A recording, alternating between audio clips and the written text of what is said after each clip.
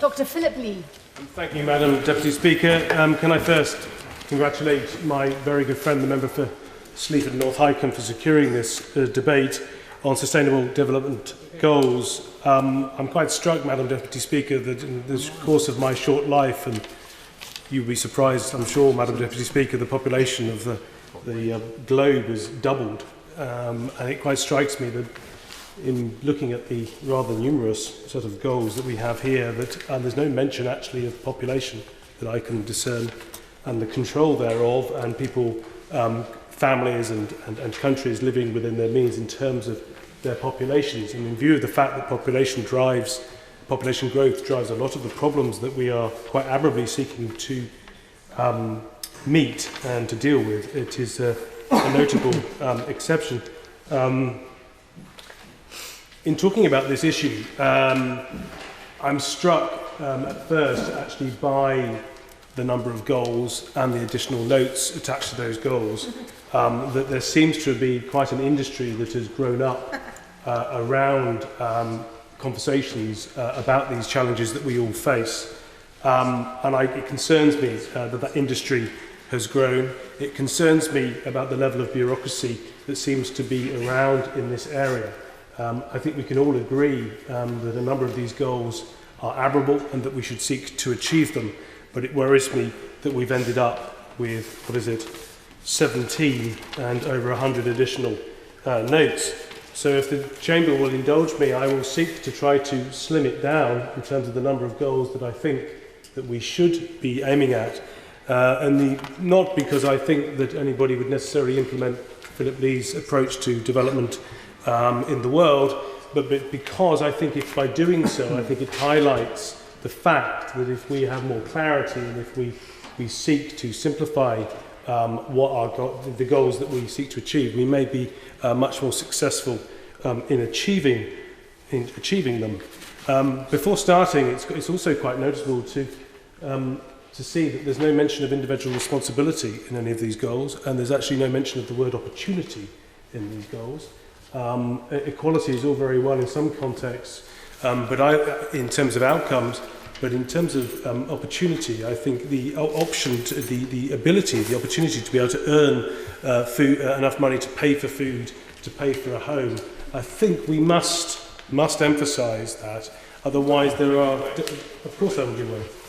Does I not recognise as well, though, what is incredibly important is we have to have good governance in these countries too, so that we can actually be spending the money properly. Well, of course, and that's why I've never been one particularly enthusiastic about setting a spending goal on international development funding.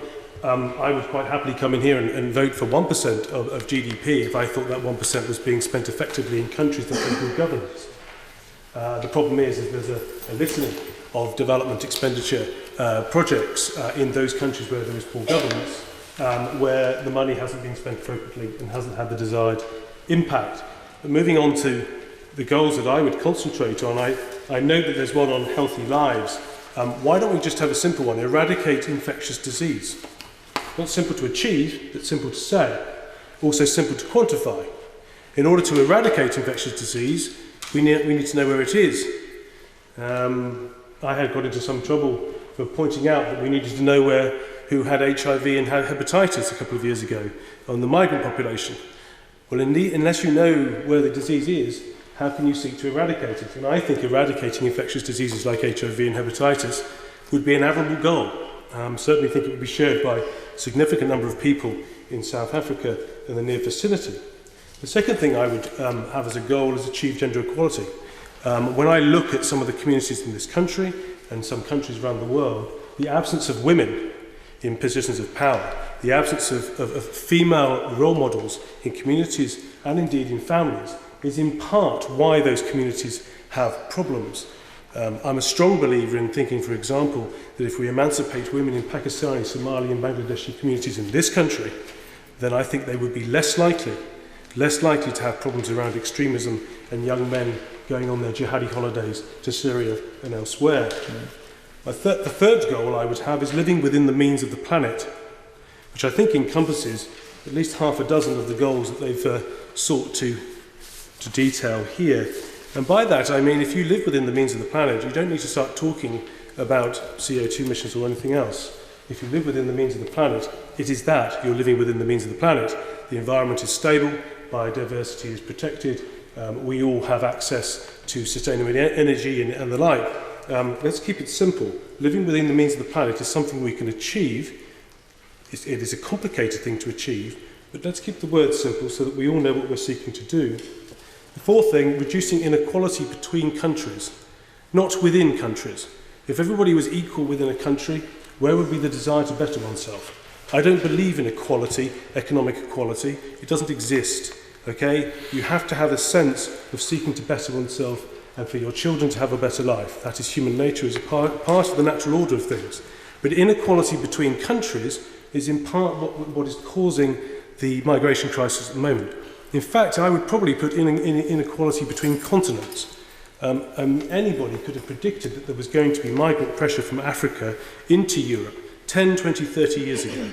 And it's economic migration, because the population of Africa is growing at a much faster rate than the population of Europe. And if you're born into Senegal, into Ivory Coast, into Nigeria, to wherever, you're going to migrate for a better life, a better job, a better house, a better future for your families. I think that's a statement of the obvious, and I find it rather surprising that we are finding amongst this recent migration flux, which undoubtedly has something to do with war, but there are also significant numbers of people who are travelling from Africa for a better life. Of course I'll give in. I would certainly agree with his comments about some of the reasons why people in parts of Africa want to migrate to Europe. Was it deliberate, or was it an oversight that he didn't mention the proposal that some of these people, or most of these people, are migrating here to take advantage of the benefit system? Is the reason he didn't mention that because he knows that's not the case? No. So the intervention is seeking to put words into my mouth that I didn't actually say in an attempt to try and score a political point. Well, congratulations. I'm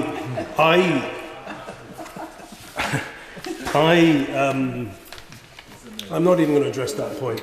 The reality is the bigger picture here is that people are going to move for a better life. And if there are more people in one continent and it is not as rich as another continent, it seems obvious that this is going to happen.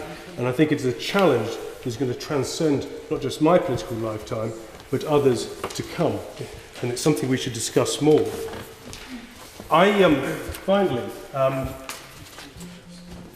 the final goal I would have is to seek knowledge and to disseminate it. All of these challenges require knowledge, require understanding, require innovation, require invention. The challenges around peace and stabilisation in the Middle East and Africa require the dissemination of information to people there. I think if we're going to have one goal, above all, is to seek new knowledge and to disseminate it more widely. Of course I'll give way. Thank you, I'm very grateful. The goals are very broad, but does he not agree that the breadth of them is actually quite helpful to campaign groups in national countries so that they can bring governments to account based on those very extensive goals? That may very well be the case. I think my broader point is that I think if we have a shorter list and more clarity, I think we're more likely to achieve them. So in conclusion, Madam Deputy Speaker, I think it's very admirable to think long term. I think it's very admirable to think strategically and to address the big challenges. But I crave some simplicity.